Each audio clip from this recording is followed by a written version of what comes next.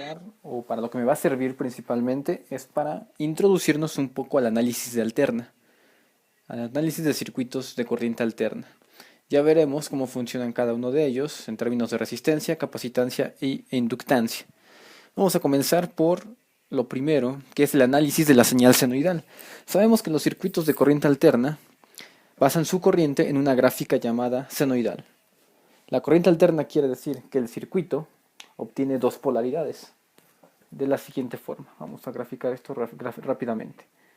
La señal de alterna, que es representada como una senoidal y que aquí abastece a alguna carga, cuando viaja en el ciclo positivo, o cuando se considera que está viajando en el ciclo positivo, la corriente saldrá de la terminal más, con polaridad aquí más menos, y tendrá este sentido. ¿Okay? Este será mi ciclo positivo. La corriente viaja en una dirección únicamente. Sabemos que la ventaja de tener una corriente alterna es que va a viajar en dos direcciones y va a cambiar, es decir, va a cambiar la polaridad en cada viaje. Entonces, del mismo circuito, esto se da cuando tengo el ciclo positivo. Ahora, cuando tengo el ciclo negativo de la señal, ¿sí?, se da este caso.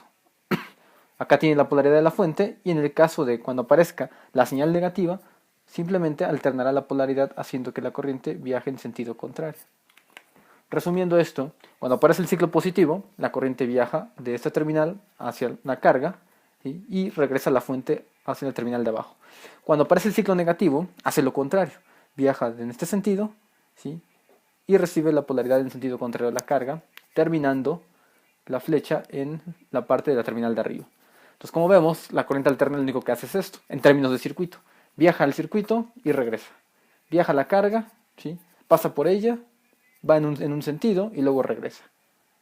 Va y luego regresa. Ahora esto hay que entenderlo físicamente, ¿qué nos quiere decir? En un foco, que es el ejemplo más sencillo, o en alguna lámpara, y ya después entenderemos en los motores de corriente alterna trifásicos, en un foco lo que sucede primero es que lo que hace básicamente es prender el foco, ¿sí?, y luego lo mantiene apagado un instante. Aquí lo prende, ¿sí?, y aquí lo apaga. Es decir, va a viajar. Si nuestra frecuencia de corriente en sistemas de Norteamérica y de toda América es de 60 Hz, la corriente hará un viaje de 60 ciclos por un segundo. Obviamente la vista no lo puede captar porque el foco se estaría prendiendo y apagando, ¿sí?, básicamente 30 veces en un segundo. Entonces eso va a ser imposible de ver. O más incluso. ¿Ok? Entonces, vamos a empezar a analizar lo que nos quiere decir una señal de alterna. Ya sabemos que esto es físicamente. Ahora, gráficamente la señal recibe el nombre de la función senoidal y también podemos encontrar funciones del tipo cosenoidal. Aquí está mi gráfica y hay que encontrar varios parámetros importantes. El primero es este, la amplitud. Es decir, del punto cero al punto más alto de la señal a la cresta hay algo que se le denomina amplitud o voltaje pico, ¿sí? Entonces simplemente el voltaje pico, ¿sí?, será mi amplitud de la señal. Y es simétrica tanto para la parte de arriba como para la parte de abajo, ¿sí? El mismo valor de amplitud positiva será el mismo valor de amplitud negativa. Y también hay otro parámetro aquí importante, que es la amplitud de la cresta positiva hacia la cresta negativa, el llamado voltaje pico a pico o amplitud pico a pico. Para saber la amplitud pico a pico, únicamente sería el doble de la amplitud o el doble del voltaje pico, cualquiera que sea. Ahorita vamos a analizar unos casos, unos ejemplos. Luego, en términos horizontales tengo o encuentro el denominado tiempo o periodo, más bien denominado periodo. ¿Qué es esto?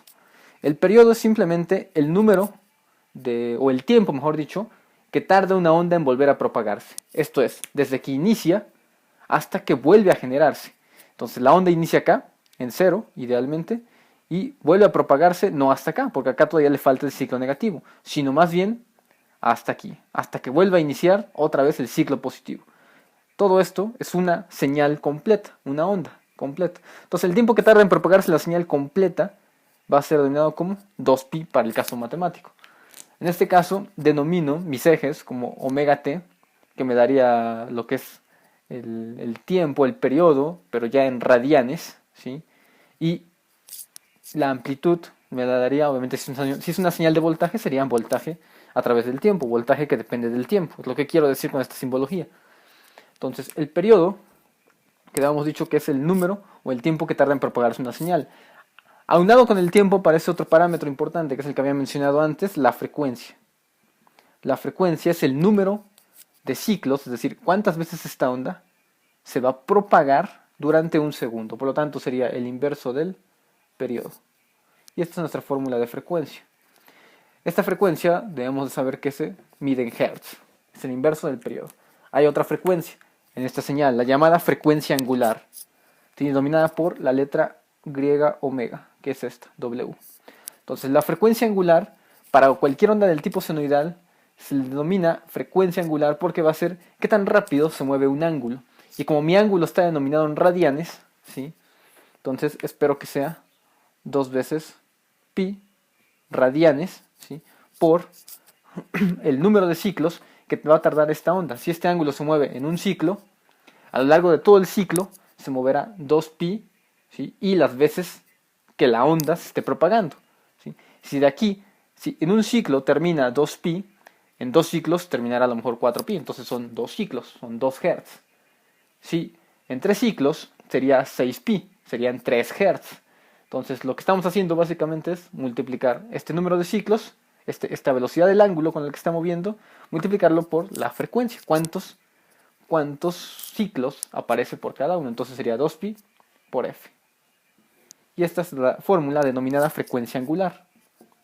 Esta frecuencia angular recibe una unidad especial, el llamado radian sobre segundo, ¿sí? Debido a que la frecuencia es 1 sobre el tiempo, entonces radian por segundo, o radian sobre segundo es lo más correcto. Ahora, ya que entendemos eso, matemáticamente debemos de entender cómo podemos llegar a graficar una onda senoidal y podemos saber gran parte de ella, o podemos conocer algunos parámetros importantísimos. Matemáticamente siempre representaremos así: el voltaje que depende del tiempo, y esto aparece matemáticamente, que es lo que nos va a servir para los circuitos de corriente alterna. El voltaje P pues es nada más que la tensión pico, ¿sí? No es otra cosa. Esto es el valor pico. Ya sabemos que es la amplitud, pues, o amplitud, como quieran denominarlo. A veces me voy a referir como amplitud. Normalmente es más usual. Esto me indica la naturaleza de la señal. ¿Qué tipo de señal va a ser? Si va a ser una onda senoidal o cosenoidal. Ahora, matemáticamente debemos recordar esta parte. ¿Qué diferencia hay entre una onda senoidal y una onda cosenoidal? La onda senoidal se dice, sí, bueno, graficada, vamos a ver esto, graficada aquí. La onda senoidal inicia en el 0 y finalmente aparece, ¿sí? La onda cosenoidal, esta es una onda, la que está marcada en negra es una onda senoidal. La onda cosenoidal viene adelantada, ¿sí? ¿Cuánto? 90 grados, exactamente. Entonces, la que está marcada en rojo es una cosenoidal. Por lo tanto, la onda cosenoidal ya está adelantada 90 grados antes, es decir, inicia 90 grados antes. Entonces, eso hay que mantenerlo en mente. La onda senoidal inicia en el origen, en el 0, mientras que la onda cosenoidal ya inició 90 grados antes. Es decir, la onda cosenoidal adelanta o viene desfasada, adelantada 90 grados, ¿sí? 90 grados antes de la onda senoidal. Luego viene omega t. T no es más que la función, ¿sí? T no es más que la variable de la cual depende, es el tiempo. Y omega es nuestra frecuencia angular. Entonces aquí vendría omega, la frecuencia angular. Finalmente viene más el ángulo, un ángulo de desfasamiento.